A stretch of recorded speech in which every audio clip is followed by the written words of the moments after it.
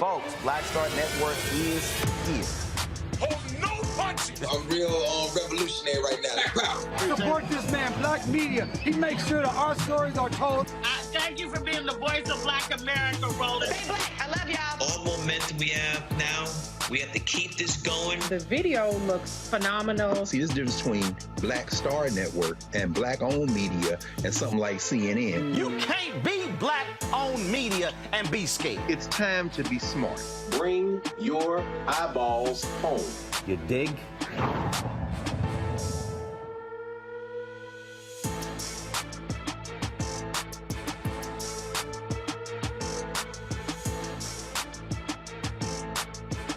Today is Tuesday, November 22nd, 2022, coming up on Roland Martin Unfiltered on the Black Star Network. Folks, 3 Camden County, Georgia Sheriff's Office employees have been arrested for beating a black man, Jarrett Hobbs. His attorney, Harry Daniels, will join us to discuss this latest development. Driving while black is what a Louisiana family says got a 45-year-old black man killed. Civil rights attorney Ben Crump will explain how a traffic stop for a window tint and a modified exhaust ended with a man shot in the head. Also, there's so much to unpack about Tennessee lawmakers questioning Tennessee State University for black students enrolling in record numbers. I'll talk with Lezli Baskerville, the National Organization for Equal Opportunity in Higher Education, about how HBCUs are under the gun for doing well. Yeah, for doing well. Folks, it's time to bring the funk on Roland Martin Unfiltered on the Black Star Network. Let's go. He's got it. Whatever the miss, he's on it.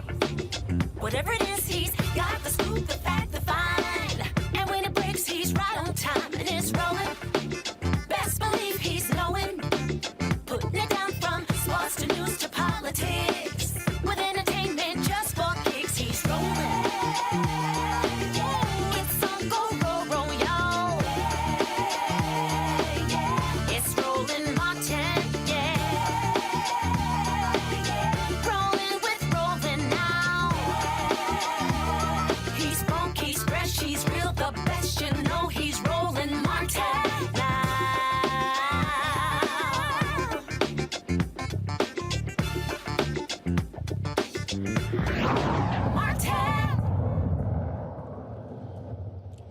Another traffic stop leads to a black man being shot and killed, this time in Louisiana.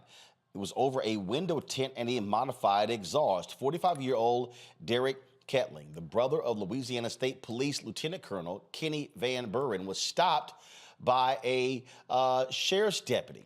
Now, Kettling asked why he was being pulled over. The deputy did not answer, but gave him several commands. The deputy then tried to restrain Kettling when a struggle took place. Now, I want to warn everybody about this video. It is very, very triggering. If you want to turn away, please do so right now. We've shown too many of these videos, but it is important for us to be able to show you these videos to cover these stories. Now, the first video will give you a split screen of the deputy's body cam as well as dash cam, and the video shot by a witness is going to come in during the struggle. Watch. Hey, stay right there. Right here. To the truck. To the truck. Yeah, go to it. Walk over here. Walk over here. Walk to your truck. Stand by 8th and Broadway. To the back of your truck. Show me. Keep your hands out your pockets. Put them on the. Walk to the back of your truck. Walk to the back of your truck. Out with a Silverado temp tag.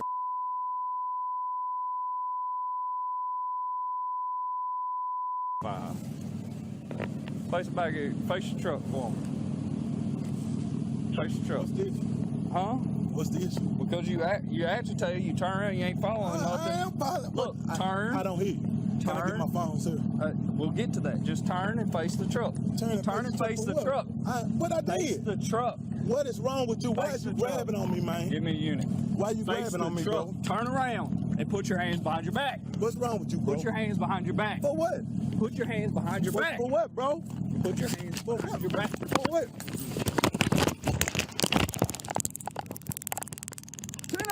10-18! Ow! Oh! What you, bro?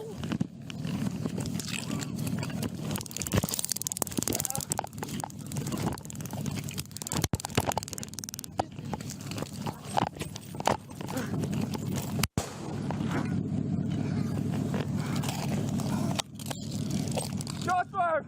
Shots fired!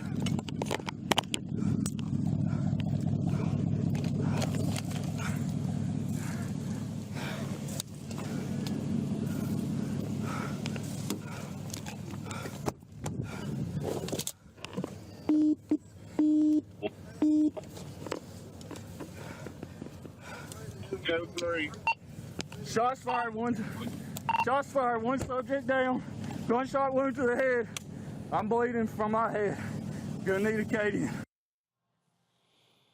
The Kettling family attorney is Ben Crump. He joins us right now. Ben, we have to, this just continues to happen, and it is as if basic traffic stops lead to black men being killed.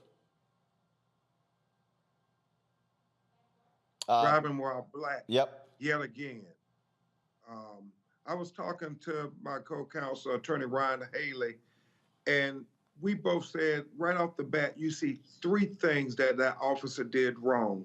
Number one, when you pull a person over and they asked you, what are you pulling me over for? The officer, following any proper procedure, gives the citizen notice of what I'm violating your Fourth Amendment rights for, why I'm detaining you and searching you and seizing you. He never does that. And then he calls for backup. He doesn't wait for backup before he engages Mr. Derrick Kettling. And then the third thing Roland Martin he does wrong, and we saw this with the case of Patrick Loyola in Grand Rapids, Michigan. If you're going to deploy your taser, the policy is very clear. You don't get within arm's distance of the person to deploy a taser, because what is the natural reaction when you go to pull a taser point blank range on me? I'm going to put my hand out to try to defend it. And then that's when they say, oh, you were not complying. You put me in fear of your life. And then they use that as an excuse to kill us. You saw it in Louisiana. We saw it in Grand Rapids. It keeps happening over and over in America, and it's unjust, Roland Martin. What I'm still trying to understand is, okay, you pull them over for a tint and an exhaust? I think it's pretextual. You know, it's driving while black. We know it when we see it. We don't have to, you know, speculate about why this officer was pulling Derrick over. He saw a black man driving it. It was his position, we believe, and we're going to get more into this police officer's history, that he had an implicit bias when it came to dealing with African Americans, especially black men, and engaging in excessive use of force. Here's what I don't understand. Guys, cue the video up, because I need you to fast forward to the point where he puts his hands on him. Okay, so here's what I don't understand. Okay, if I'm approaching someone, and so go right there. So pull that video up right now. Okay, now, if I don't stop right there, just stop it. Now, if I don't know if this guy has a weapon, I don't know any of those things, then I'm going to create some distance between me and him as a result. And I'm probably going to stand back and say, sir, I need you to put both of your hands on the back of your trunk. What I'm not going to do is keep approaching. Now roll the video. And so roll the video. So he goes up and all of a sudden he immediately puts his hands on him. Okay, now, again, this is what I'm not understanding. Why? Why is he putting his hands on him? He's not saying why he's being stopped. And again, when you see that someone is agitated, what is important to me, freeze it right there. What is important, again, I believe that cops should be de-escalating. Sir, I need you to calm down. It's okay. I'm just going to walk you through this. No, what he then did, he has an agitated person who gets more agitated, roll the video, and then as he gets more agitated, then all of a sudden, now a scuffle breaks out.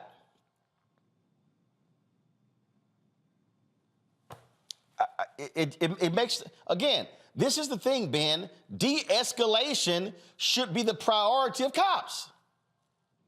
Yeah, Roland, what you have just demonstrated, and we could use you as our expert in the trial, is what police procedure would have instructed him to do. Create distance, use your verbal commands. If you're going to deploy the taser, you deploy it from a safe distance, not only for your safety, but certainly for the citizen's safety. He did none of those things, Roland Martin, and that's why we believe this case is one that warrants this officer to be terminated and charged, because he violated several procedures that led up to the death of a human being who committed no crime. I mean, what is the crime there, Roland Martin? Right, and that's the thing there. Now, again, his brother is a state trooper? His brother is a state trooper, and ironically, his brother is a person who is in the top of the hierarchy in investigating wrongful deaths by police and excessive use of force by police. And obviously, you know, Ronald Green, Alton Sterling, all those type cases. His brother was part of the State Patrol who looked into those cases, and you would think that you wouldn't get the call that your brother has been killed by an officer accused of using excessive force. But what it tells you, Roland Martin, and we should never take it for granted, Black America, but by the grace of God, that could be any of us. Again, just absolutely unbelievable. Ben Crump, glad to have you on the show. Hate to have you on the show as a result of these circumstances. And unfortunately, it just continues to happen to African-American men. Has this officer been placed on administrative duty? Is he still working the streets? Well, he's suspended apparently with pay, which is what happens part of the course, Roland. They shoot us and then they get a vacation. Ben Crump, thanks so much. All right, I'm coming back to talk about Banking While Black and Wells Fargo with you next time, bro. All right, sounds great. Let's do it. Thank you, brother. Thank you very much. My pal, Dr. Mustafa Santiago Ali, former senior advisor for the Environmental Justice at the EPA. Mario Solomon Simmons, he's a civil rights attorney and founder of Justice for Greenwood. Brianna Cartwright, political strategist. Glad to have all three of you here. I mean, just tomorrow, this week, this happens and over and over and over and over again. And what first happens is people start saying, oh, if only he had complied. But isn't there a responsibility on the cop, the person with the gun, the person with the badge, to, again, de-escalate a situation so it doesn't get to pulling your taser out and then pulling your gun out and shooting somebody in the head? Absolutely, man. Good evening, Roland and Mustafa and Brianna. Good to see all of y'all. It was good to see Ben. You know, it reminded me so much of one of the cases that Ben and I work on, the Terrence Crutcher case, where it appeared to me that the gentleman, the brother, was having some type of a mental breakdown, just the way he was acting. And as you stated, Roland, and Ben stated, the proper police procedures at that point is to keep distance and to, like you say, de-escalate. And also, what's the rush here? Why did he need to run up on him and grab him? I just don't understand, based upon why he was pulled over. This was not what you would call a felony stop. A felony stop is when you suspect someone has committed some type of armed robbery, burglary, murder, kidnapping, and you're pulling them over and you're thinking this person is armed and dangerous inside of the vehicle. So I'm gonna get out and I'm gonna have some type of physical altercation. But even in those situations, officers are taught to wait for backup, to keep distance, and to de-escalate. That's a tragedy that happened. I just really hate to see that, because it was clear that that brother was having either some type of a mental breakdown or something was going on, just the way he was acting when he got out of the vehicle. Brianna, it just, again, I mean, it's just, we see these stories over and over and over again. And then what typically happens is the result is they side with the police officer. They say the motorist was in the wrong, should have complied, should have followed all instructions. And again, the guy asked him, "Why are you pulling me over?" Doesn't even want to say it. And that's too many. That's way too many cops. They feel as if they don't have to tell you why you're getting pulled over.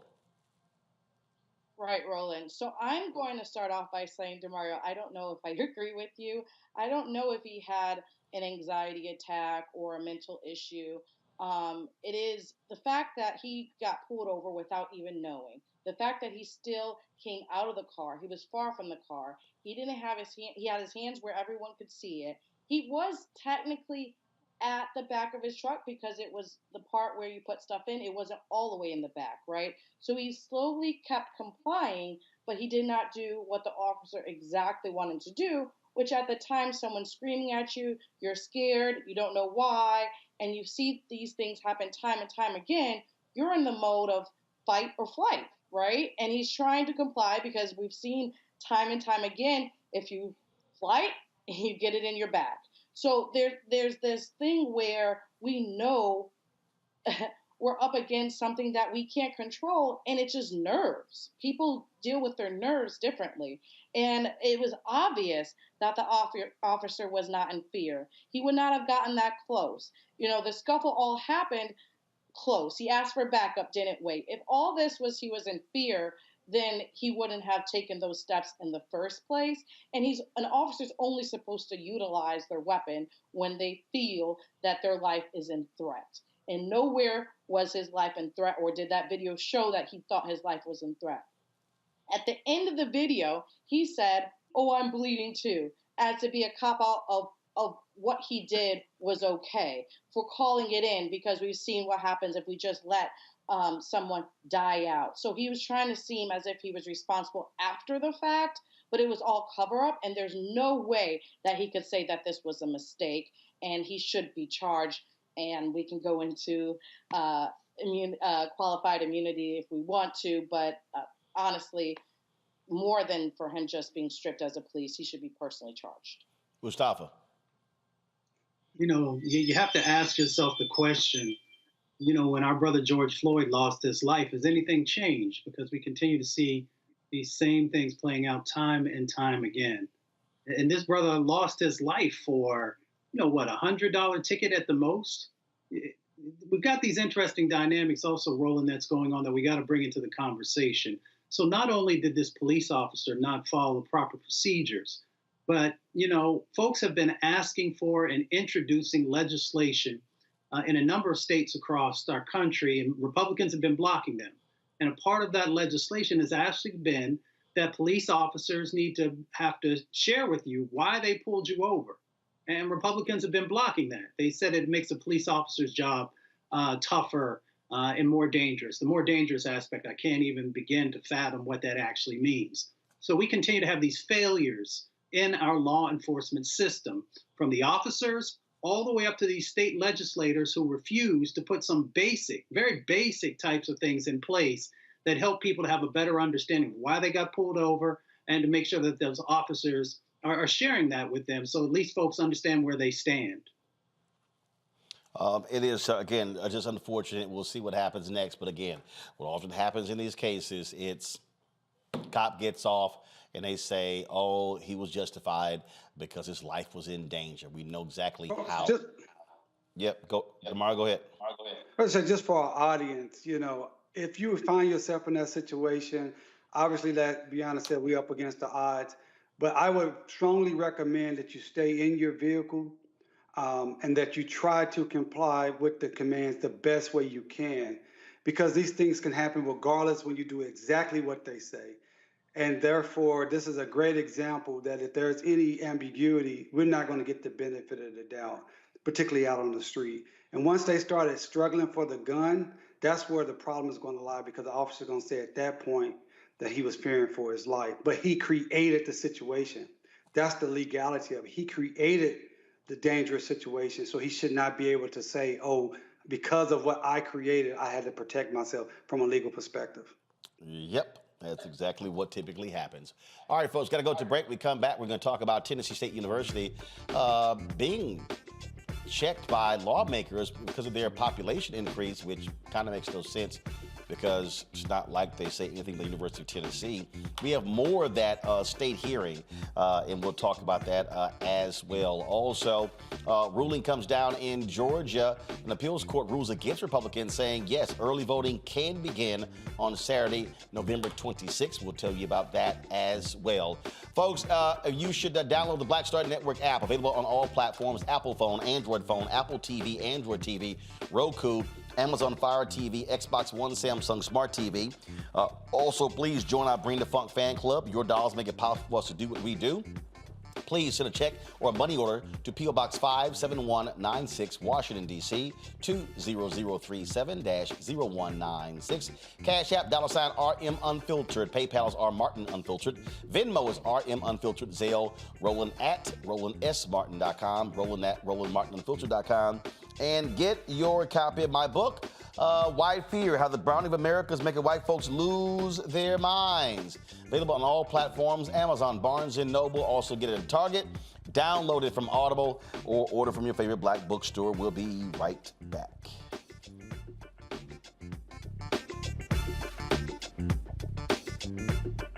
Is it just me?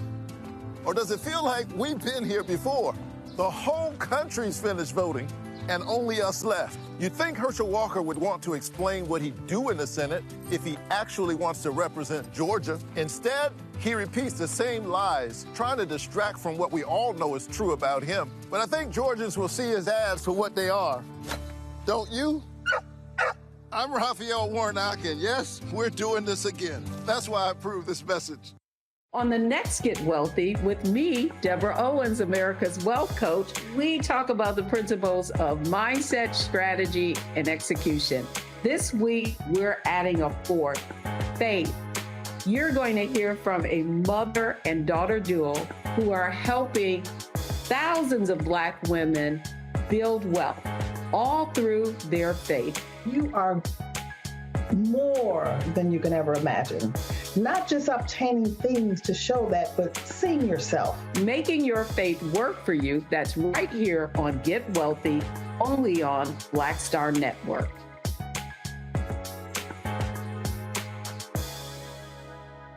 Next on the Black Table with me, Greg Carr, we welcome the Black Star Network's very own Roland Martin, who joins us to talk about his new book, White Fear: How the Browning of America is Making White Folks Lose Their Minds.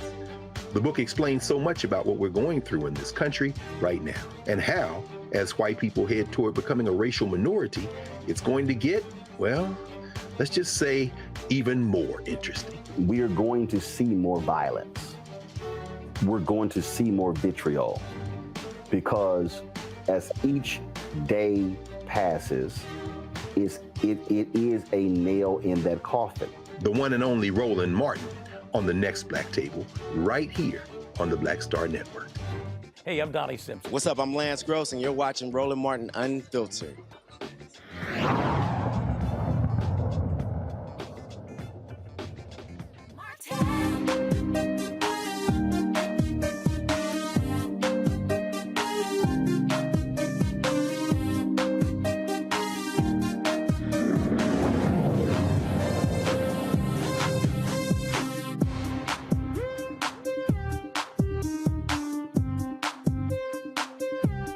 All right, folks, if y'all want more laughter, we have this hearing in Tennessee where Tennessee lawmakers, white lawmakers, were questioning Tennessee State President Dr. Glenda Glover with regards to this explosion of new enrollees at Tennessee State University. Okay, and they were questioning them over the lack of dorms. Now, keep in mind, this is the same state that owes Tennessee State nearly $600 million. Okay. And so we played some of this yesterday, but you know what? For more laughs, let's play a little bit more today so we can actually show you how seriously stupid and ridiculous these white lawmakers are in Tennessee. Watch. So help me understand management's decision to, knowing that you have a plan to get to 10,000 students. Help me understand management's decision to try and accelerate that plan when you knew you didn't have the physical capacity, that's physical with a PH, physical capacity to house all of those students. Wouldn't it seem more appropriate that you would slowly grow your enrollment to reach your goal by 2028 rather than over-enrolling and essentially costing more money in this first year? We didn't accelerate the growth at all. The students started applying and we fixed an internal problem that allowed us to process applications faster. There has been a holdup in in the past years. There was in the CRM system that we have. It didn't totally allow, the system process did not allow us to match it up in a faster way. We did a lot of it was almost manual with spreadsheets, et cetera. But it did it in a matter of seconds. You could process more applications much faster. We weren't trying to make the 10,000 this year. Well, I guess, sorry to interrupt you, but I guess my question is, if I know that my board has challenged me to grow to 10,000 students by 2028, let's just use that number, then I would have a progressive growth number and I would build out my campus along the way to get to that 10,000 number, right? Because it takes time. I know it's going to take me time, but it sounds like in this instance, you had this huge influx of students and you didn't tell anybody no if they met the criterion. You didn't tell anybody no, and so you had all these students on campus or coming to your campus without the physical capacity to handle those students. Now, we understand whether it's UT or it's UT Memphis, that they often over-enroll, and they'll have 400 or 500 students that they have to house off campus for a brief period of time, but then they absorb them in, right? That's what we generally do too. But you're not going to be able to do that this year. We did that last year. That's what we generally do. Yeah. But we had so many more students this year. I have to keep stressing that we're in the middle of an HBCU renaissance when students are coming back to HBCUs. And we're a school of choice. There's a lot going on TSU's on a national stage. And students want to come to TSU. So we didn't over-enroll from that standpoint. It was the housing part of it. We have to, in our minds, separate the right to an education from housing. We have the capacity to teach the students. It's just we don't have the housing capacity. Hard, especially when you look at the fact that the University of Tennessee has had record enrollment the last 2 years, but their facilities are a hell of a lot more advanced and better than Tennessee State University. As I said, folks, the issues that we're talking about exist there. In fact, do y'all have the rest of the clip where there was a lawmaker who talked about the issues? I think it was a black lawmaker. Do y'all have that? Okay, because it was after that. It was after that. In fact, let me see if I can finding that, because it was that was important, because for context, when you're talking about these folks here again, which makes no sense to me, if they're literally sitting here trying to somewhat chastise the president, and what they're doing is actually really trying to build the university. And last I checked, I would think you would want that. You would want that. In fact, the folks at Tennessee Holler, they actually had posted a video of this particular hearing. And let's see here. Here we go. Okay, so here we go. Watch this. Teach the students. It just was, we don't have the housing capacity. It's almost like the chicken and the egg, right? So you can't request additional funding for dorms if you don't have enrollment. However, if you get the enrollment and you don't have the dorms, my first year in the education committee was in 2018, and TSU was admonished for declining enrollment. And so I think we as a state, it's our responsibility to say, okay, this is where we are. What are we going to do to work together to lift this university up? People from that community who have never had an opportunity to go to college, they want to go to TSU. Use the term aggressive marketing campaign. Joining me right now, Dr. Lezli Baskerville, the president and CEO of the National Organization for Equal Opportunity in Higher Education. They advocate for HBCUs in the nation's capital. Leslie, always good to see you. That last point, I think, is what's most important. How in the hell can we admonish them for declining enrollment, and all of a sudden, boom, enrollment increases? We're like, what the hell are y'all doing? It is. They suggest that it's a problem. That's not the problem. That's not the problem at all. The problem is that from the inception of HBCUs and until today, HBCUs have been woefully underfunded relative to their missions and relative to the historically white colleges and universities in the states. Tennessee State is an 1890 land-grant institution, an historically black land-grant institution. And one of the persons who spoke was an 1862 land-grant president yesterday, Chattanooga, I believe. And he raised the question about, he said, you all are getting all of these new people. We can't get any black students because Tennessee State, you're getting all of the black students. And so first thought is it's a great thing if President Glover and her board and her team, they're doing a tremendous job. They have new programs, they have new facilities, new infrastructure. They were able to do that because given today's climate, she called it a renaissance of HBCUs, and it truly is a renaissance that came about as the result of the killing of George Floyd in broad daylight and in front of everyone, the Black Lives Matter movement, and then the election of Vice President Harris. Following that, we had an administration and an active Congress that included 59 black members of Congress and others who understand the value of HBCUs and that America can't realize so many of her goals but for HBCUs. And so they invested in HBCUs. And it is the right thing for Tennessee State to seize the moment and to try to resolve what appears to be a challenge while she has a team in Washington. Nafio and others are there making sure that they get the dollars that they have. With regard to the idea that because an HBCU has more black students, an historically white student doesn't get one, is ridiculous. But what it does do, it raises another important issue of today, Roland. It says that the need for affirmative action. And so while we're struggling to get America to realize what she owes HBCUs because of the huge disparities and the vestigial discrimination against them, you've got the Supreme Court listening to the Harvard case and the North Carolina case in which people are once again challenging the utility of taking affirmative steps to include black and brown people in their students, in particular, in their universities. And if Chattanooga had an aggressive and targeted and thoughtful affirmative action plan, there are enough black students who would love to go to college and who, given the resources of many colleges and their mission that does include a diverse environment, would go there.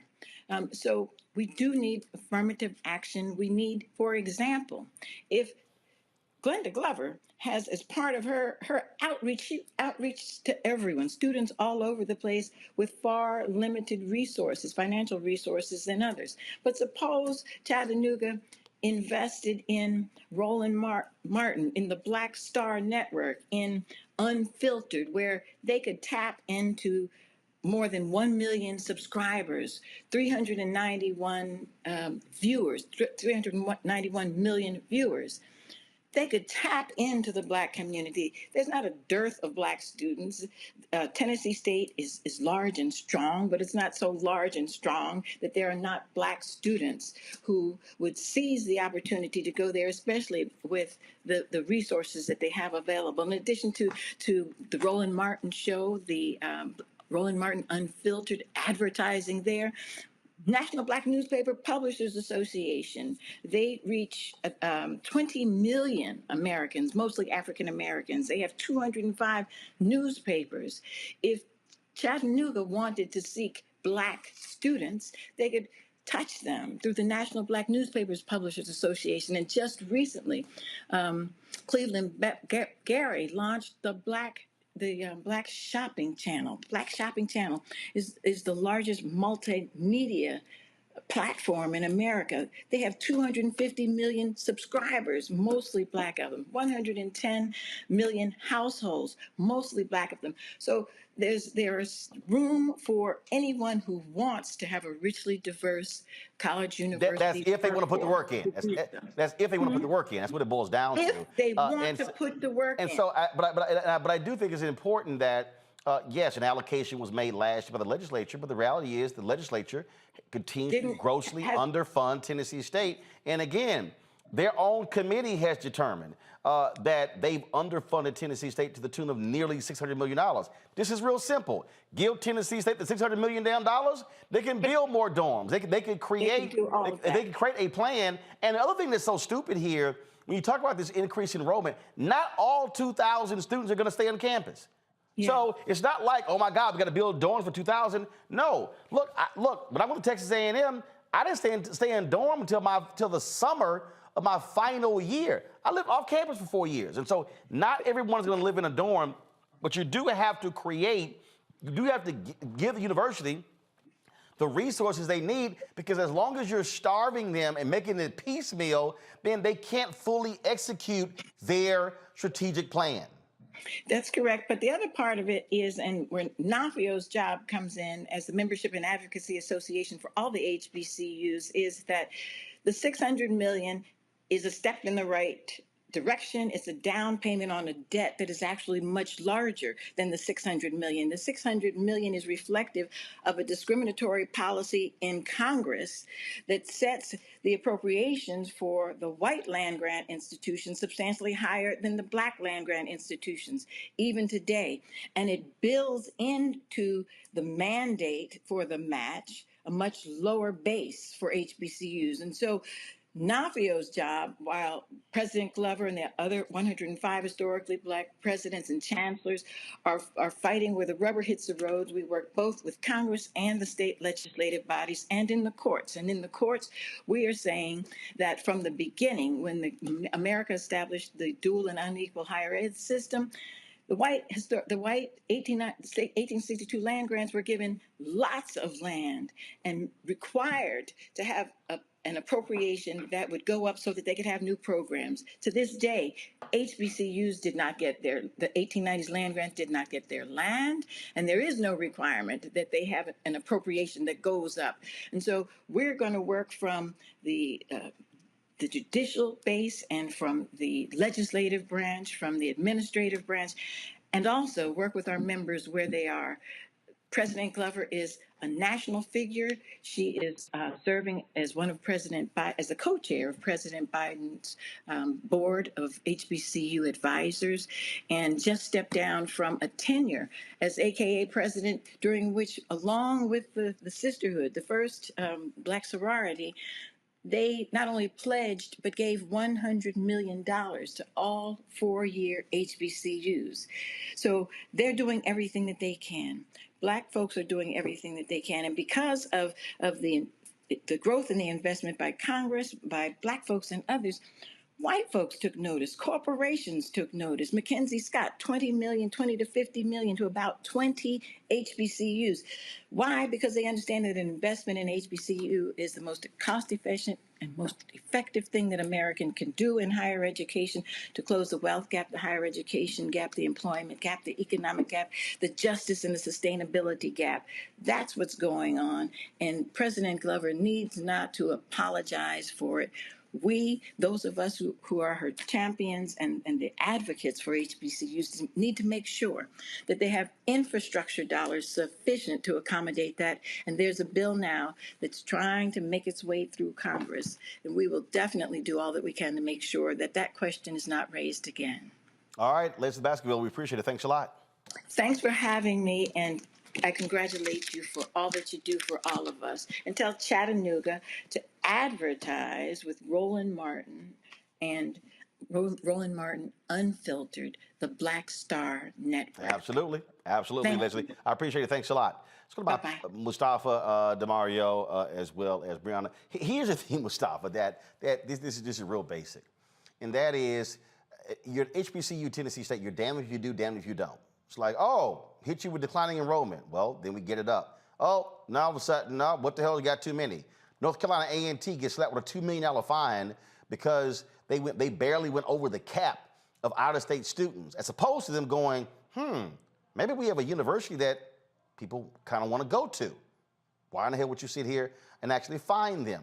And so what you're dealing with is these white lawmakers, and again, which is why my book, White Fear, How the Browning of America is Making White Folks Lose Their Minds, is important. Is because they're sitting here like, we don't understand what's going on. Like, why are all these Negroes trying to go to these schools?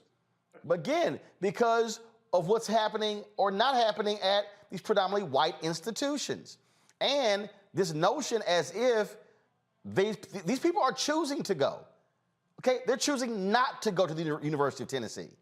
They're choosing not to go to Middle Tennessee State. They're choosing to go to Tennessee State. And so what they should be saying is, great, awesome. Hey, Dr. Glover, how can we help? Exactly. Well, quickly, a shout out to all the students at Tennessee State University and Dr. David Padgett, who's been just doing amazing work there for a number of decades now. You know, this is about power. It is always about power with these folks. You know, if we start to do good, then they want to roll you back. And then, of course, if you miss whatever the particular goals are, then they want to hold you accountable for that. It's really interesting. You know, in the state of Tennessee, you've got, 17% of the population is African-American, over 1 million folks. So for them not to be able to get these other schools to be attracting African-American students, there's a reason for that. One of the reasons is that these other schools, in many instances, are not safe spaces. They're not welcoming spaces. So students are choosing, as they should, to go to HBCUs where they know they're going to be appreciated. They're going to get, a stellar education. And they're also going to build the networks that are necessary as you're navigating the workplace. So with all that being said, they actually should have the president coming in and asking the question of how were you able to accomplish this? What are the lessons learned? What are those best practices that you all have in place? And how can we better support you to make sure that it continues to grow out? If they would have paid up that $600 million, the housing would be there. So they, need to take care of that side of the equation. But the other side is you should be learning from people who know how to get the job done and how to attract students. Oh, absolutely. And look, the reality is, Dr. Glover, Brianna, in terms of, obviously, when she was international president of the AKAs, she brought Vice President Kamala Harris there to be a commencement speaker there at the university. And let's just be honest, I'm sure you have some Republican lawmakers who were not happy at all that the vice president was there giving commencement. But the reality is, guess what? That's kind of what happens when you're an HBCU president and you're an AKA and the vice president of the United States is your sorority sister who's also an HBCU graduate. Hello, that's what you're supposed to be doing. You're supposed to be bringing high caliber talent. Trust me, I'm sure these same lawmakers would have had no problem if Donald Trump and a bunch of his cohorts were traveling to the University of Tennessee when he was in the White House. Absolutely. She's exactly where she should have been. And I'm glad for that for many reasons, as we have 2024 coming up soon. So I'm glad that she was there. I'm glad that she's representing, and I'm glad that she's focusing on HBCUs and her AKA roots. I do believe, I keep hearing about, advertising more in Chattanooga and going to PWIs. And honestly, it's not about we should be pushing Black people to go anywhere. We should allow for the appropriations for the place where whatever student wants to go to. And the fact, he stated, they qualify. He said, you let everybody in that qualified, and it should continue like that. It shouldn't be, okay, they qualified, and now let's not still let these people in. We should allow Black people who qualify to go to the schools that they want to and progress. And they're scared of our progression, and that's what we see here, and the controlling of it. I hope that they give the money, and I don't know, Congress is changing. It's going to be a battle in Congress. We still can do it. But no, hold on. The money's not coming from Congress. The money, the money is from state. Right. Except for saying that there is a bill right now in Congress to help HBCUs overall. But the $600 million, that's Tennessee. The state of Tennessee should be ponying it up. And for instance, this is the same state that set aside $500 million to build the Tennessee Titans, $1 billion NFL franchise, a new damn dome stadium. Right, because they like to keep. So it's like y'all got the money. Yeah, I get it. I totally understand. I do think that it's a two-pronged approach because, yes, they have the money. Even when they get the money from Congress, right, to just disperse it is also going to be another issue. We see this time and time again. And as you stated, they prioritize Black people in sports over education. And it's a problem. We'll see how it folds out. Well, bottom line is, DeMario, we keep talking about this here. This is what happens in many of these states where HBCUs have been abused. Frankly, we saw the Alvin Chandler's lawsuit in Mississippi. We saw what happened in Alabama. We saw the historic settlement that took place in Maryland, and this happens over and over and over again. And folk can't sit here and go, well, we don't understand why these campuses are looking like this here. If you're not providing the same level of funding, equity, well, then guess what? It's a problem. Yeah, and I mean, Mustafa and Brianna have all said such great things that I agree with. Number one, this is about power. They feel in a sense a loss of power, as you talked about in your book, Roland, to even having more Black people educated. Let's be clear. They don't want us educated. They don't want us to have access to real education. So that is a problem for some of them altogether. Then secondly, it's the Black tax, that we have to do more with less. That's what we've always had to do in this country, and it's wrong. And we need that $600 million. I don't know what the mechanism is to make them pay it, but if it's known that they owe $600 million, they need to say it with me, everyone at home. Cut the check. Let's say it again. They need to cut the check so they can build the dorms. And I really like what Brianna highlighted, that they allowed everyone that's qualified. And that's what the president said during that hearing. She said, these students need education, they're qualified for it, and we're going to let them in. There's a difference between housing and a difference between education. And, shout out to Tennessee State. Both my mother-in-law and my father-in-law went to Tennessee State. And Roland, you will love this. My father-in-law was on the 1959 national championship football team, and he's a proud Omega Psi Phi man. I'm sorry, why would I love that? Oh, because I know you love the Qs. You picked on me on AKAs today, so we're even now. No, actually, doggone well, we don't believe in junior organizations, and so we never shout those that are limited in their ability to reach people across the world. So Mustafa and I clearly understand that there's one fraternity, the rest are simply youth groups. So remember that. Remember that. And also, DeMario, take a look here. That's an alpha man giving the 2019 fall commencement speech at Tennessee State University. Yes, wearing the black and old gold, just so you understand how we roll. So there you go. All right, folks. Oh, good. That's how we do it. That's how we do it. All right, got to go to a break. We come back. Remember the cops that beat up the brother in jail in jail in Georgia? Well, guess what? They have been arrested. We'll talk with the attorney, the man who was brutally beaten, when we come back on Roland Martin Unfiltered right here on the Black Star Network. Be sure to download the Black Star Network app, available on all platforms: Apple phone, Android phone, Apple TV, Android TV, Roku, Amazon Fire TV, Xbox One, Samsung Smart TV, and of course, you can also support us by joining our Bring the Funk fan club. Your dollars make it possible for us to do what we do. Send your check and money orders to P.O. Box 57196, Washington, D.C. 20037-0196. Cash App, $RM Unfiltered. PayPal's R Martin Unfiltered. Venmo is RM Unfiltered. Zelle, Roland at RolandSMartin.com. Roland at RolandMartinUnfiltered.com. And get a copy of my book, White Fear, How the Brownie of America is Making White Folks Lose Their Minds. Folks, available on all platforms. You can get it on Amazon, Barnes & Noble, Target. Order from your favorite black bookstore or download your audio copy on Audible. I'll be right back.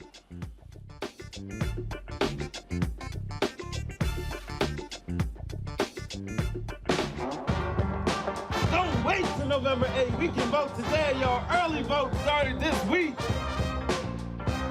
We're on Savannah State University's campus. We'll be dorm storming today, giving out treats for everyone. We hope to see everyone at the polls when it comes to November. If you believe we got power, let them know. Make some noise. Put a fist up.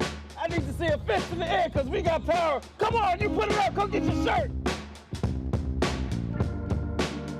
We're out here in the streets of Savannah, Georgia. James, do not forget to go vote. I got you. If we vote the right people in, we can make a change. We can get these resources in our community. I am a woman, and it is important that we have the say-so of what we want to do with our bodies. We're concentrating on entrepreneurism, providing young people with resources and training that they need in order to change their trajectories. We want Black down. Democracy is on the ballot. Voting rights is on the ballot. Voting suppression is on the ballot. I am most passionate about those three combined because they all impact each other. Savannah is my home. I care about my community, and I care about representation in my community.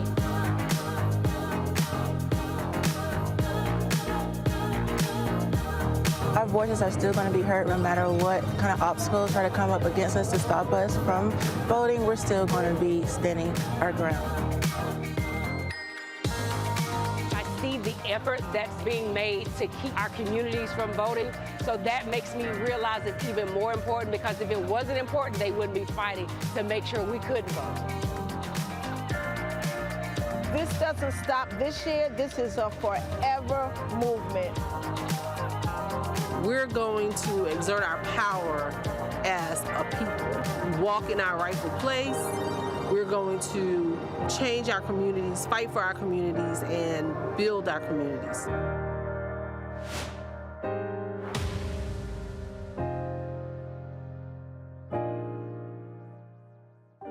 This is Diala Riddle. What's up, y'all? I'm Will Packer. I'm Chrisette Michelle. Hi, I'm Chaley Rose, and you're watching Roland Martin Unfiltered.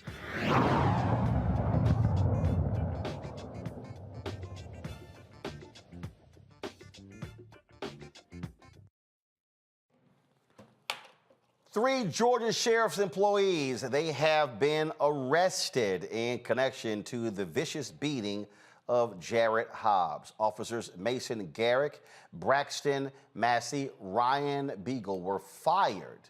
That's right, were fired and charged with battery of an inmate and violating the oath of office. The Georgia Bureau of Investigation and the Camden County Sheriff's Office started an investigation following the September beating of Hobbs in Camden County Detention Center. All three officers have been booked and sent to the same Camden County Public Safety Complex where Hobbs was initially detained. Joining me now is the attorney, one of the attorneys for Jarrett Hobbs, Harry Daniels. Harry, let's just be clear. This video going viral is why these cops were arrested.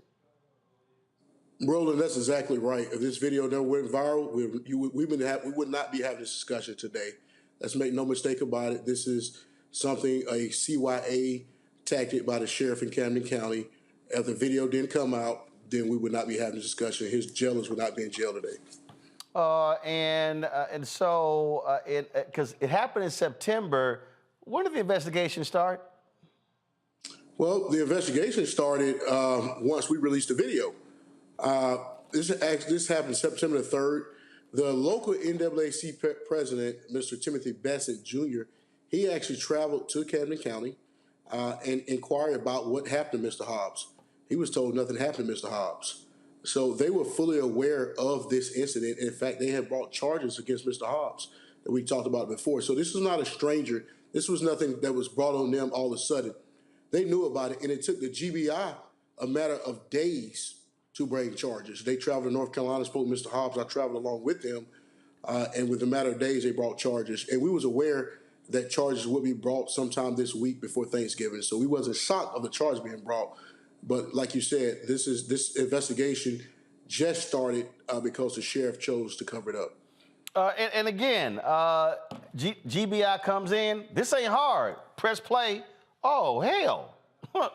Arrest him. I mean, this is a cut and dry case, simply. I mean, this is not hard to break down.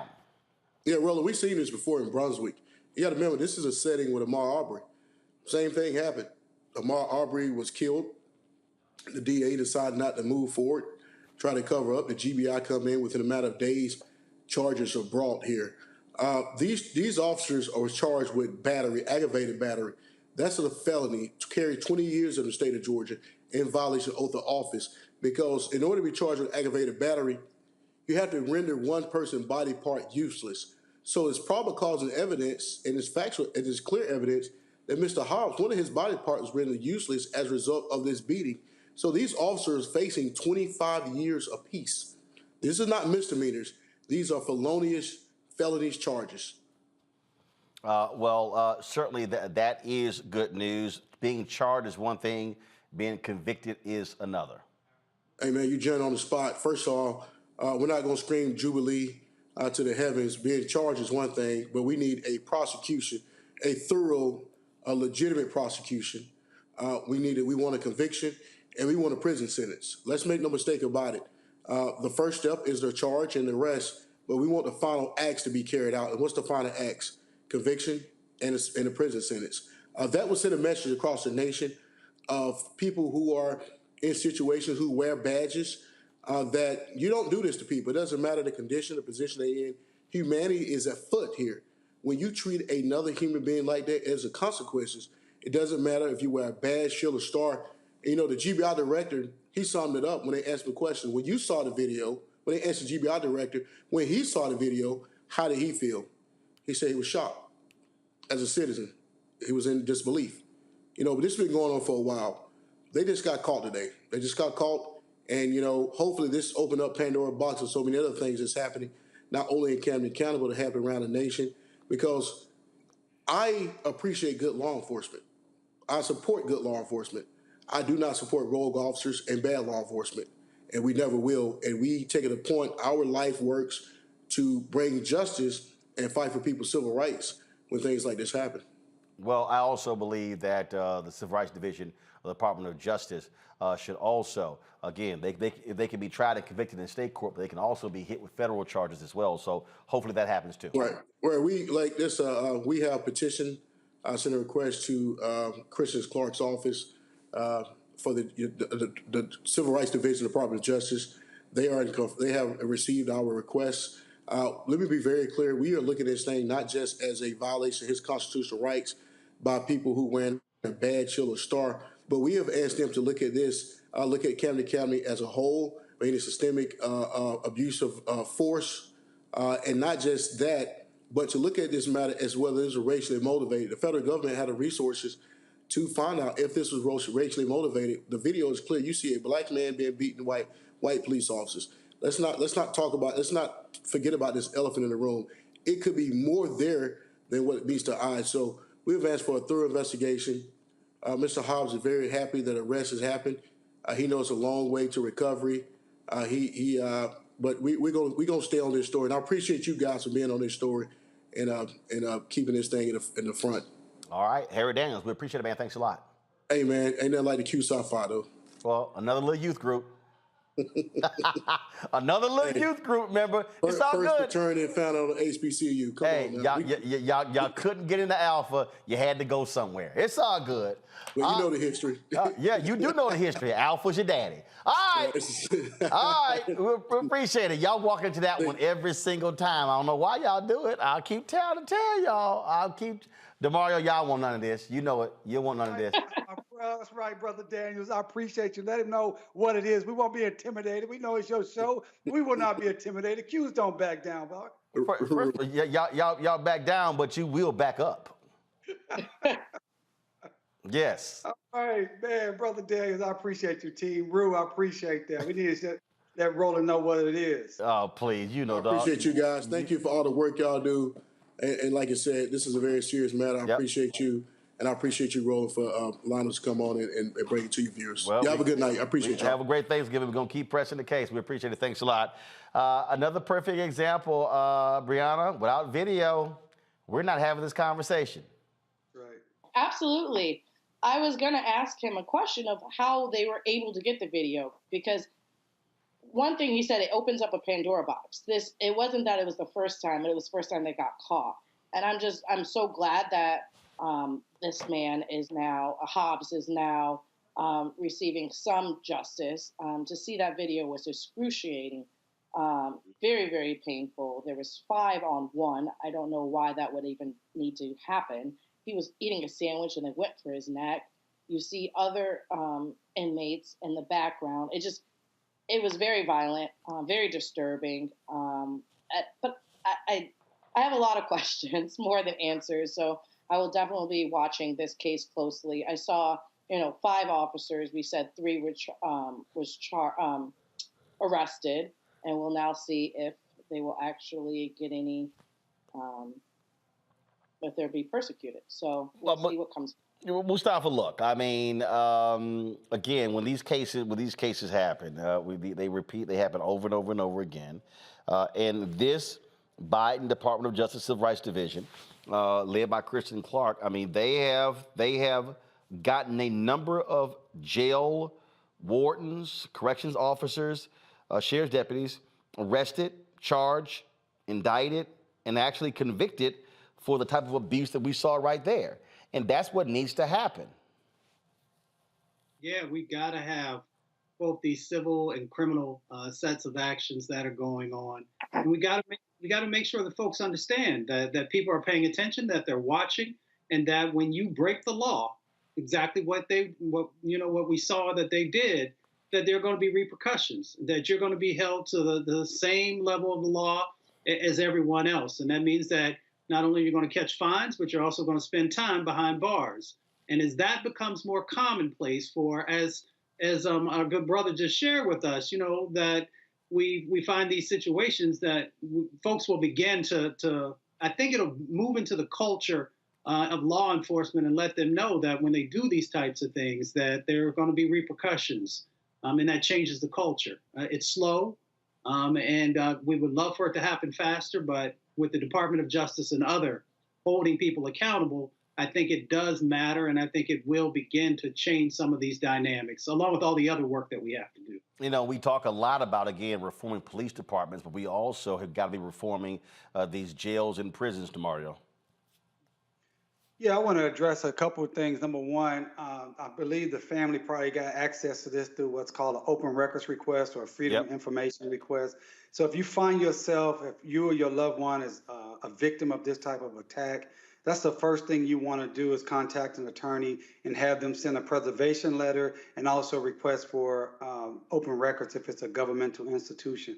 That's number one. The second thing I wanted to say is I want to know the black officer that was in the video. I want to know, did he ever stop any of the beating? No. And then I want to know, was he one of the people that was charged? Because that beating was so vicious, and there is laws that require when officers see that their teammates or their colleagues or violating someone's right, they have an affirmative duty in many states and locations to stop that action. I didn't see that black officer stopping anything. He was not charged. He was disciplined. Yeah, he should be charged too, because he saw what was happening and he has a duty to stop that Mr. Hobbs from being brutalized and receiving the type of injuries. I don't know what Mr. Hobbs' injuries are, but they have to be substantial for that type of sustained barrage of punches from 4 or 5 different individuals. It was savage. It was inhumane. I think they all should have been charged. And that is another example that when you talk about this policing culture, it is not about black people. We say, oh, we just need to have more black officers. That is not the key.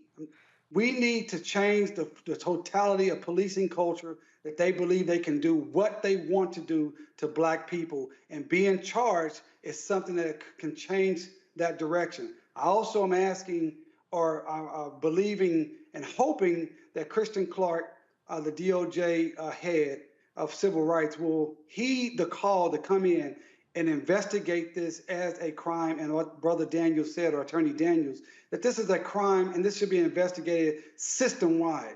Because clearly for them to do this, they know the videos are there. For them to do it with the videos there, let you know that they feel impunity with their actions. All right, folks. Atlanta is going to be paying $1 million to the family of Rayshard Brooks, the 27-year-old black man fatally shot by a white police officer in 2020. Atlanta City Council voted 15-0 to approve the settlement nearly 3 months after prosecutors determined the officers involved in Brooks' death had committed no crimes and that the use of deadly force was reasonable.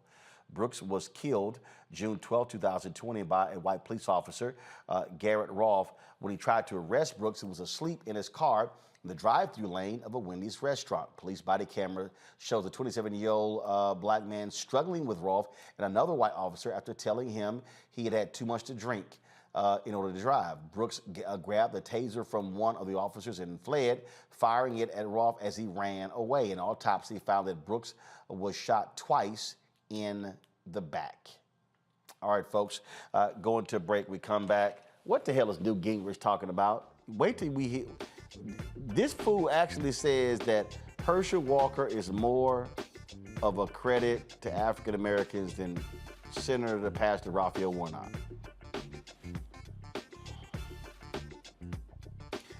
Newt, if you don't sit your dumb ass down somewhere, man, come on. And also, a Georgia appeals court makes it clear early voting can take place beginning on Saturday, November 26th. We'll tell you about that as well. Republicans lose in court. You're watching Roland Martin Unfiltered on the Black Star Network. Is it just me? Or does it feel like we've been here before? The whole country's finished voting and only us left. You'd think Herschel Walker would want to explain what he'd do in the Senate if he actually wants to represent Georgia. Instead, he repeats the same lies, trying to distract from what we all know is true about him. But I think Georgians will see his ads for what they are. Don't you?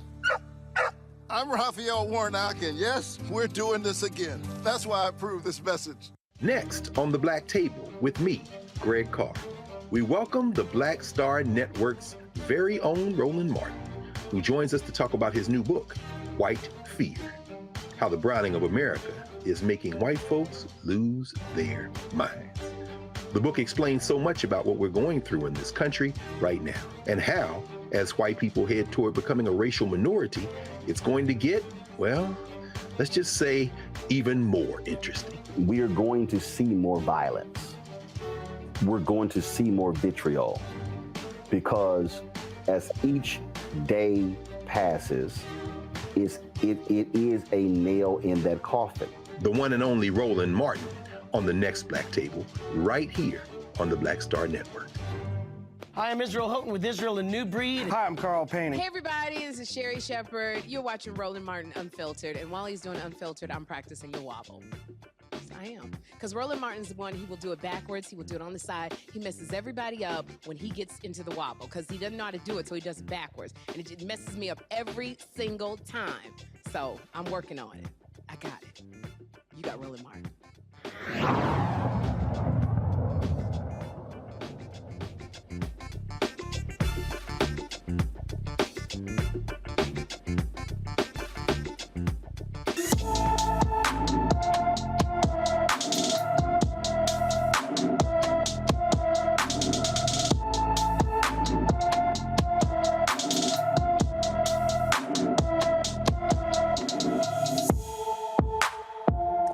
folks. Today's black and missing Lizette Patch.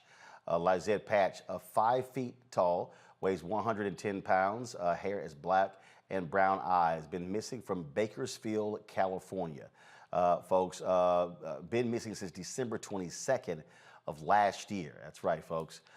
If you have any information regarding Lizette, please call the Bakersfield Police Department. The number is 661-327-7111, 661-327-7111.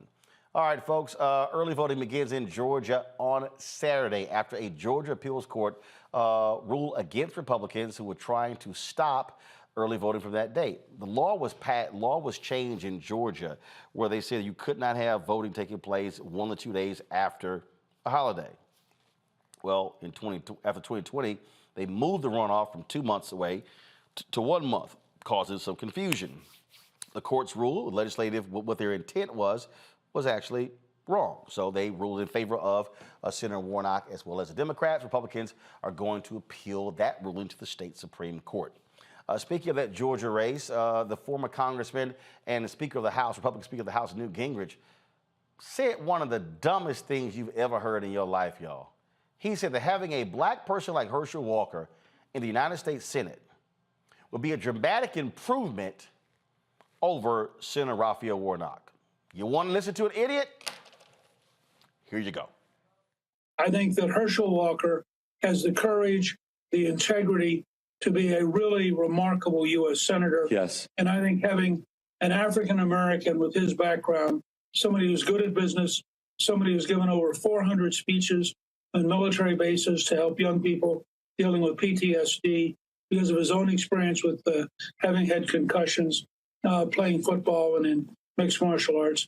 I think Herschel would be such a dramatic improvement over Senator Warnock, who is a hardline left-wing politician, that I really do think that it's worth a lot of effort to make sure Herschel wins. And I'm delighted that Governor Kemp is going out and his team is going out, and they're doing all they can to help elect Herschel.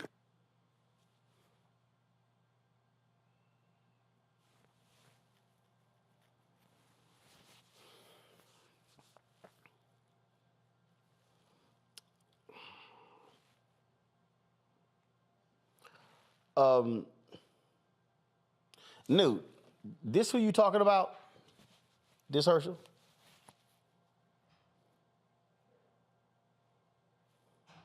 That boy ain't got no rhythm. I don't even know what the hell. These white Republicans are so desperate for anybody black. I mean, they are desperate for anybody black. He started off by saying his record in business. He lied. Herschel Walker literally lied about his success as a business owner. Herschel Walker has lied about being valedictorian, lied about being an FBI agent, lied about being a cop. He's lied about paying for abortions.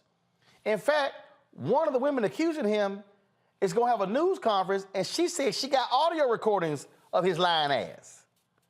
But then again, this is the same Newt Gingrich who left his wife, who was in a hospital bed, for his side piece.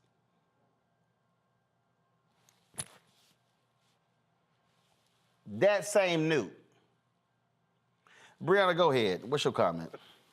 Right, that part, and especially the same Newt that called Obama the food stamp president. We really talking about what he's saying. I don't understand why. Whole mess, never done right. And honestly, he started off when he said his background, right? I don't care about business, whatever. And he went in to talk about him being a football player. The reason is at the end, because Herschel has gotten so many concussions that he'll do so many stupid things without thinking, and he will be their puppet. And that is what Newt is saying. We need somebody to sit in that seat that do what we say to do.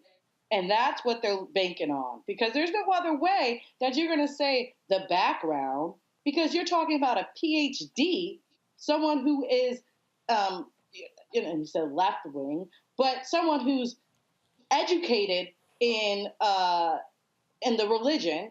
And then we're talking about someone who is literally uneducated. I don't even know if he has a 5th grade reading level, right?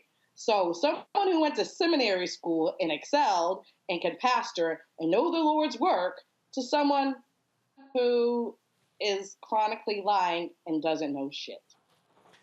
No, I just keep laughing at him, Mustafa. Boy, these Republicans, they stay desperate.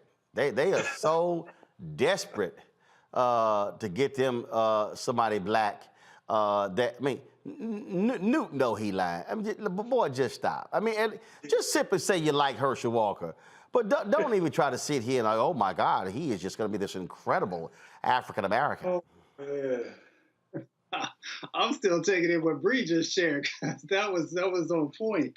Great. You know, it's interesting. You got to really understand who Newt is, right? Everybody sees this elderly statesman now, but you know, this is the person with the contract with America who was trying to destroy the benefits that came from welfare and tort reform and a bunch of other things. This is also the person who had their fingerprints all over the Tea Party when that first kicked off. So you got to understand who this individual is, and that he understands that they are desperately trying to make sure they hold on to power. Now, we continue to talk about power, but this is a prime example of having an individual in that seat that they can control. They cannot control Senator Warnock. Senator Warnock is going to do what's right for the country. And he's going to also make sure there's equity and justice that's infused in that, and that scares them. So, of course, they are willing to do and say anything in this moment. And for them to infuse integrity into the conversation, you know, Brother Herschel Walker has not shown integrity in anything that I've seen over the last 30 plus years. So I'm not sure. He also has showed his lack of understanding and education around critical elements, whether we're talking about the environment and the silly comments that he made about that, his comments around business and trying to parrot some of the things that Donald Trump has said, and a number of other aspects that show that you are not prepared for one of the most important positions that is inside of our government. And for them to be willing to allow him to have the space to hold that position shows that they do not truly care about democracy. They don't care about the state of Georgia. And they most definitely don't care about the impacts that are happening in Black and brown communities, because you never hear Herschel Walker talk about those impacts and what his ideas are, let alone sharing with the country, what are your policies? That's the important question. What are your policies?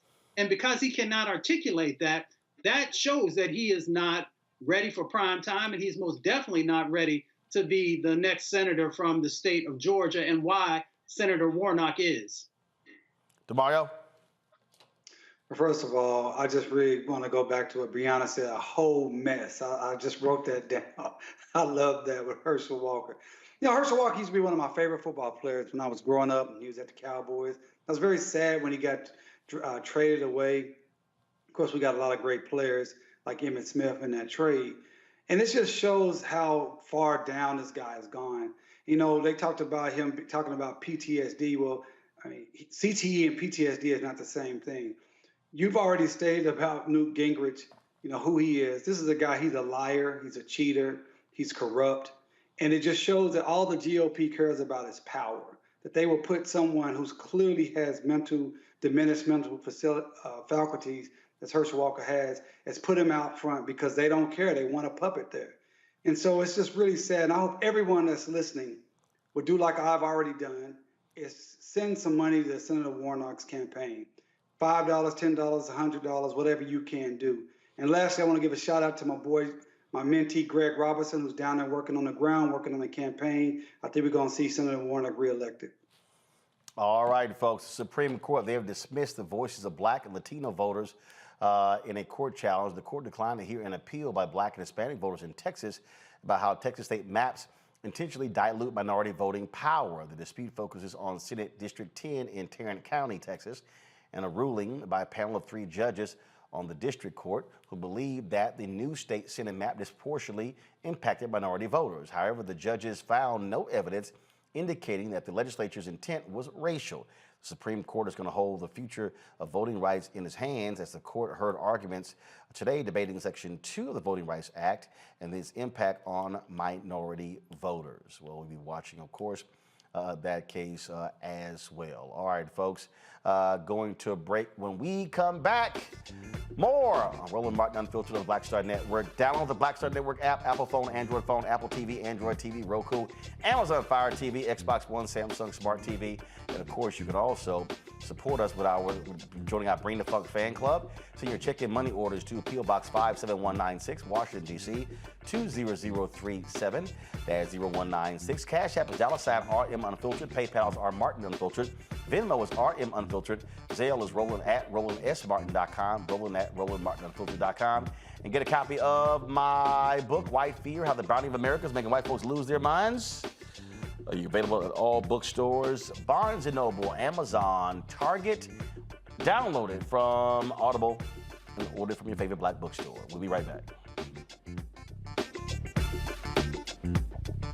I am on screen, and I am representing what a black man is to the entire world that's gonna see this. And this might be the only black man, a representation of a black man that they see. Right.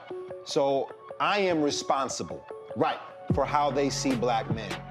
And it's my responsibility to, if I am not playing an upstanding, honorable, someone with a strong principle or moral core, to make sure that this character is so specific, right, that it is him, not black men. And I wish that more actors would realize how important their position is as an actor of color, playing people of color on screen. Because there are people that see us all over the world in these different images that we portray. And not everyone knows black people to know. Yes. That's not all.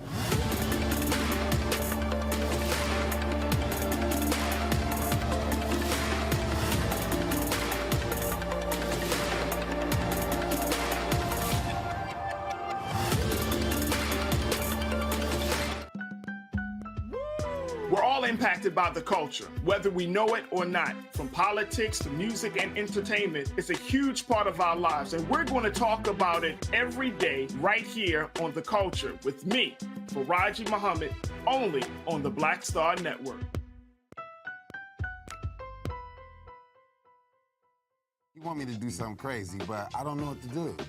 I'd rather just sit here. Hi, this is Cheryl Lee Ralph, and you are watching Roland Martin Unfiltered. I mean, could it be any other way? Really? It's Roland Martin.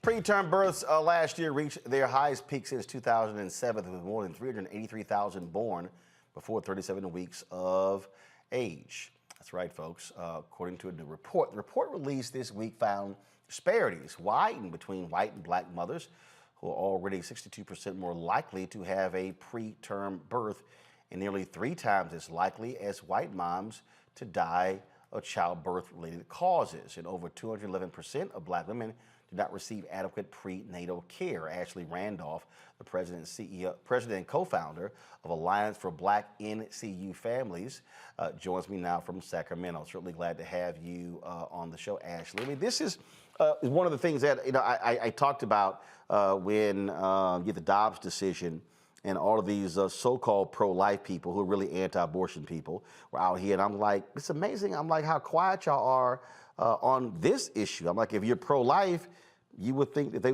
would care about this issue. Thank you so much for having me, first of all. I do want to say that I'm a 3-time preemie mom.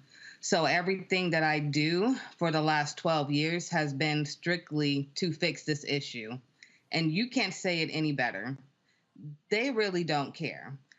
Most of the southern states in the U.S. have a grade of a D or a F, according to March of Dimes.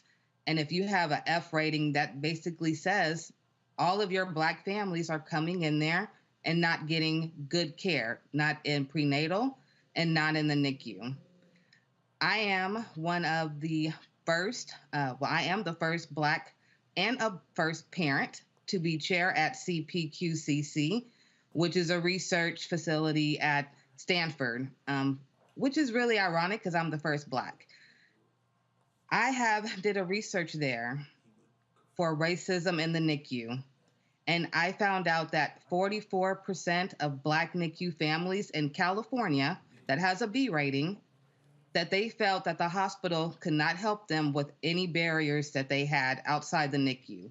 So employment, housing, WIC resources, food, transportation. 26% of them same families said that they felt judged because of their race while in the NICU. Now, I had just mentioned that I'm a 3-time preemie mom. I've been pregnant in Louisiana, Texas, and California. I had to leave Texas at 6 weeks pregnant because I already knew from my first 2 previous pregnancies that I wouldn't get good care in the South.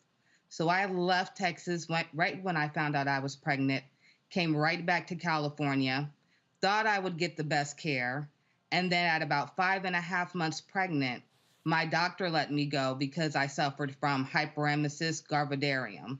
So with each pregnancy, I lost 30 pounds. Doctors never could figure out why. They never really wanted to look and see why. Same thing for why I'm having all these kids premature. When I was 6 months pregnant almost with the 3rd child, my doctor let me go in the middle of her doctor office in front of patients waiting to be seen because she said she could not handle my sickness, and she seen myself and my pregnancy as a liability to her facility. That is what jump-started all of this. I initially started with my first nonprofit called Glow Preemies, which stays with Black NICU families from the NICU and high-risk pregnancy. So if you do already have a prior child in the NICU and you're high-risk pregnant, give us a call. We stay with you until you're 18. We're the only nonprofit that does that. I know because, like I said, I'm a mom of 3. My oldest is 12. It took me 12 years, even as this powerful advocate, to get my son finally diagnosed with ADHD last week. 12 years. So the thing that jumps out at me here is that, again, when you hear the conversation that out there in the public space, you're not hearing lots of dialogue again about this issue. And so from a public policy standpoint, I mean, is it simply a matter of it gets lost in the shuffle? Your thoughts on that? So I actually work with the government a lot with the Alliance for Black NICU Families. And so what I can tell you is a lot of policies that they're trying to put in place, I actually see them before they actually go to Congress and have everybody start looking at it and signing it over. And we may send a list with other organizations with 100 things on there that they can change for maternal care and for the NICU. They will eliminate half of it and send it back to us. That's a huge issue because if you don't have the experience, how can you tell us what needs to be changed? We're the ones who are advocating for what needs to be changed because we lived it. And we hear it from parents all the time. So absolutely, like the Momnibus, I worked very hard on that one with the government. And I can tell you that that's not everything that we wanted. That was drastically cut down. And that's just one example. So with the Alliance for Black NICU Families, we are trying to go state by state and mandate that they offer racial and health equity training to all NICU staff, as well as those that are working in maternal care, because we have to get a hold of the issue. And it does start with the hospital. Questions for my panelists. Brianna, you first, go. Absolutely. Thank you so much for doing this. My cousins were more than 2 months premature, and it took a struggle, and it was really hard on the family. And fortunately, up north, they're able to thrive now. So I see you saying you're going state by state. What specifically, is there certain states that are advancing that you see your legislation's getting passed? What are some of maybe your top 3 pressing legislations that you would like to see passed in order to fix this situation? So I know right now the one that's really, really pressing, and I wrote it down, the exact wordage. It was for the maternal, I believe 12 months of maternal leave, I believe is what it is. And that's the one that means the most to me. The more time that the mom can have to be at home with her child, the better for her, for postpartum depression, if that does come into play, as well as more time for her to breastfeed, as well as more time for the family unit to come together and really tackle any barriers that they do have when they did bring that child into the world. DeMario. No, I really appreciate your service here. My little sister was born about over 2 months premature, and just had to deal with all of that her whole life. Thankfully, she's 20-something now, and we didn't know that was going to happen. So I appreciate it. So definitely see this. Also dealt with a lot of infertility between my wife and I, and endometriosis, and all these things that Black women in particular are struggling with. Fibroids. I mean, I have way more information and experience in this than I ever thought I would. And I've been in those doctors' offices and those hospitals when those doctors walk out the room, won't give you the pain medication, won't take your complaints serious. Like we've dealt with that as educated, prominent Black people in this area. So your work is so important. How can I and our audience best support you right now, tangibly? Tell us what we can do. Is it somewhere we can donate to you? Is it something we need to sign? What can we do to help you with this awesome and important mission? Thank you so much for that. Preemies are my everything. They're my babies. If you would like to help, I ask that you all go to blacknicufamilies.org. That is our website for the Alliance for Black NICU Families. And please sign up to be a co-founding member if you would like to support. You are also able to donate. I do want to say that all of our donations that come through the Alliance for Black NICU Families, we do two things. So right now, we have already given out 40 wearable breast pumps for Black NICU moms, and we have just in the process ordered 235 more. I want to continue to buying these breast pumps for these moms so they can wear these breast pumps and keep doing whatever they're doing, whether it's working or have other kids to take care of, as well as we raise funds to give to all of our co-founding members that are Black NICU organizations led by Black NICU parents, because we are the ones who get the least funding, and we want to make sure that the work that they're doing on the ground too keeps being uplifted, because it does take a village, and we need way more villages all around. Mustafa. Yeah, thank you so much for this. When I was in graduate school, I actually worked on low birth weight babies and premature babies as a part of one of the research projects. And at that time, they were not focusing on Black moms. You know, they were just looking in a more general sense. So thank you for specifically focusing in. I'm curious, you know, there are a number of federal agencies also that have some responsibility in this space. Should we be pushing on HHS or one of the other agencies to help you to be able to get the traction that you need to make the change that's necessary? Yes, I would love that, to get the push from the whole community if I can.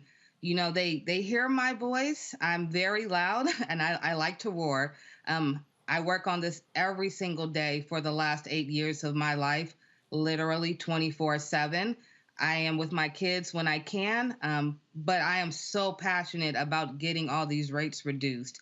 So if I can get any help from you guys to help push the government to assist us, or any agencies to assist us, please do. We are forever grateful. We have to save our babies. And like we had talked about earlier, it can last forever. So the NICU stay does not just end when you leave the NICU. It can stay with them parents for a very long time. And we need to make a generational change, and we need to make it now. All right then, Ashley Randolph, we appreciate it. Thanks a lot. Thank you. All right, folks, time for Marketplace.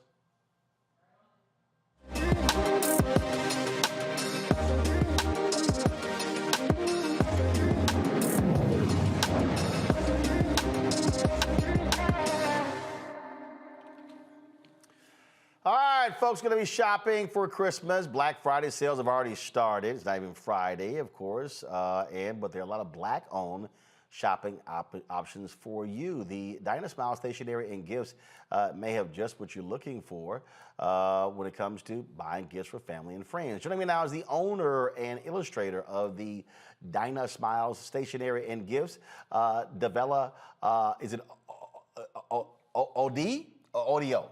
It's Davia Odoy. Sorry, Davia Odoy from Stockbridge, Georgia. All right, glad to have you on the show. So, thank you for having me. So, stationery and gifts. Explain, because you know we're now living in the technology age. Folks still writing on stuff. Yes, people love to write, and that's what I have to offer. I have been an illustrator my entire life, a professional illustrator since 2005. And I've always wanted to see stationery with images that look like me, like look like a Black woman, a happy Black woman, and I couldn't find it. So because I knew I could draw, I knew I had to fill the gap, per se. So the Dinah Smile Stationery Gifts is a collection of my artwork on different stationery goods, high quality paper products, and my niche has been spiral notebooks. That's been the one thing that people have really gravitated towards, and I have a couple here that I can show you.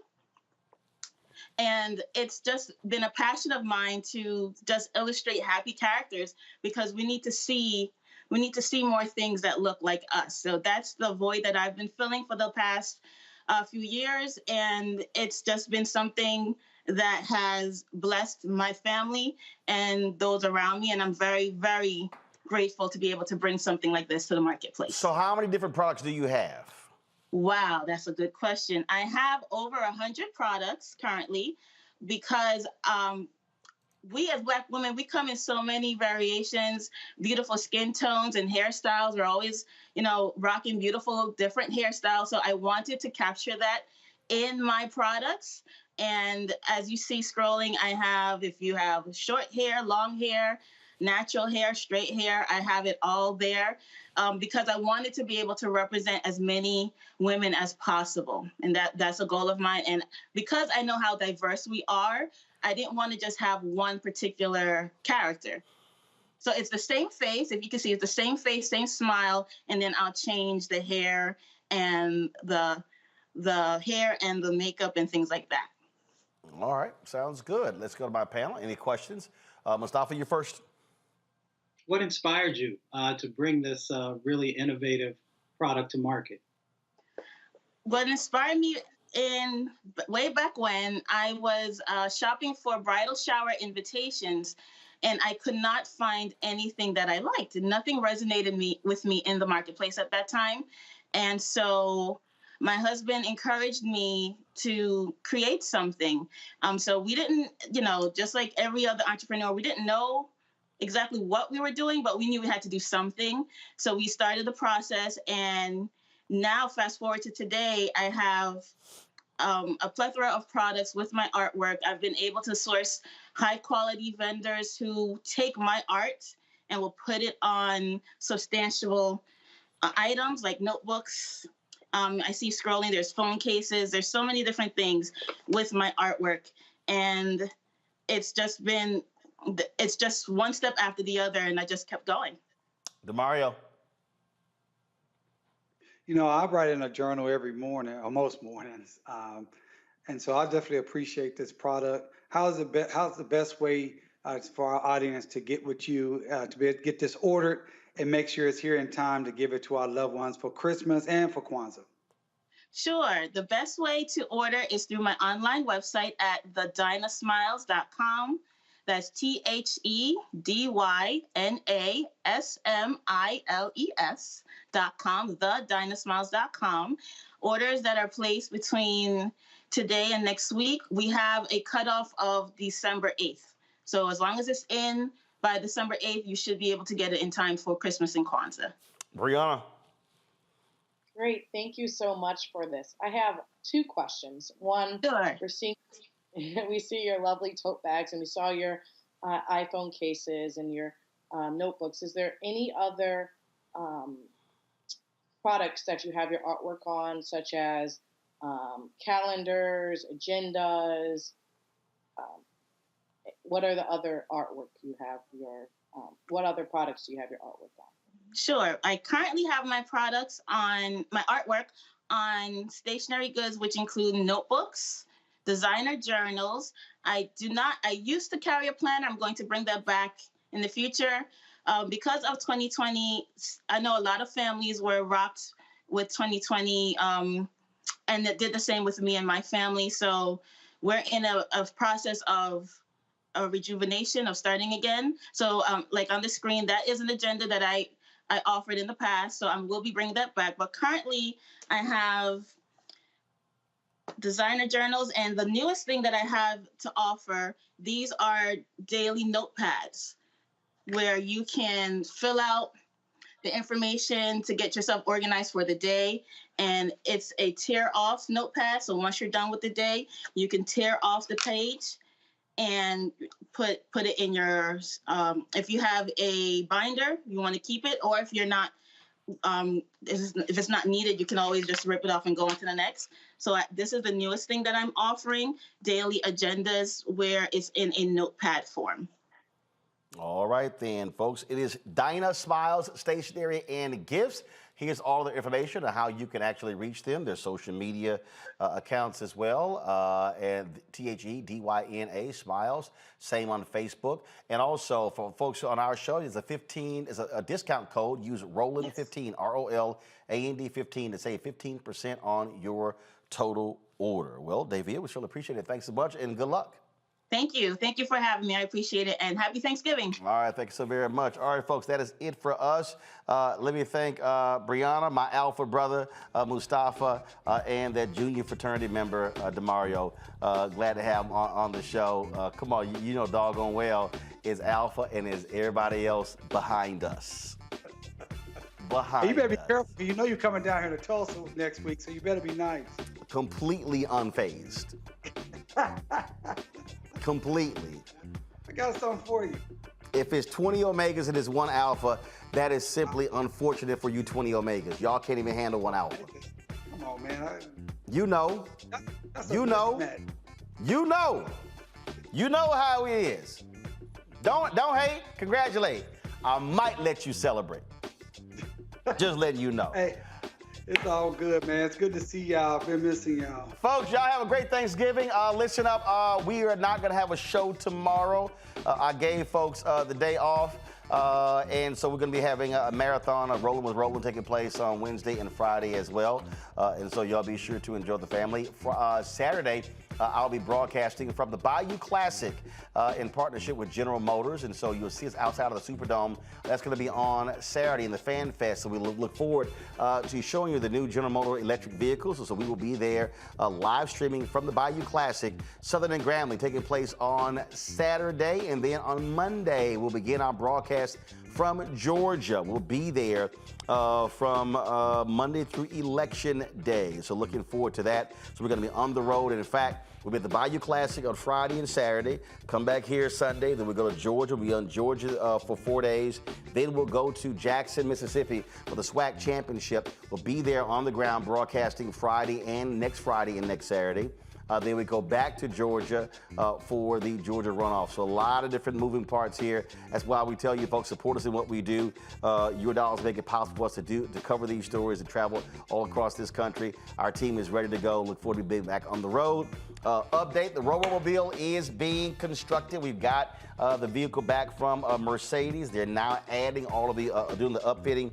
And so we're looking forward. Hopefully we will have that by the 1st of January. I'll get an update when I get done with the show. So appreciate all of you who also contributed to make that possible as well. All right, folks, don't forget, support us in what we do. Download the Black Star Network app, Apple phone, Android phone, Apple TV, Android TV, Roku, Amazon Fire TV, Xbox One, Samsung Smart TV. Also, join our Bring the Funk fan club. Send check and money orders to P.O. Box 57196, Washington, D.C. 20037-0196. Cash App is $RM Unfiltered. PayPal is R Martin Unfiltered. Venmo is RM Unfiltered. Zelle is Roland@RolandSMartin.com. Roland@RolandMartinUnfiltered.com. Be sure to get a copy of my book, White Fear: How the Browning of America is Making White Folks Lose Their Minds. Available at Ben Bella Books, Amazon, Barnes & Noble, IndieBound, Bookshop, Chapters, Books A Million, Target. You can download it on Audible. You can also order through your favorite black bookstore. Folks, that is it. Again, have a great Thanksgiving. Y'all know I'm going to have gumbo. Y'all can keep that turkey, my brother. I'm sure they're going to be having turkey and dressing. Uncle Roro going to be having gumbo. Just letting y'all know how I roll every Thanksgiving. So, Reggie, y'all had that gumbo pot straight, all right? All right, folks, that's it. Y'all have a great one. I'll see you again this weekend from the Bayou Classic in New Orleans. Until then.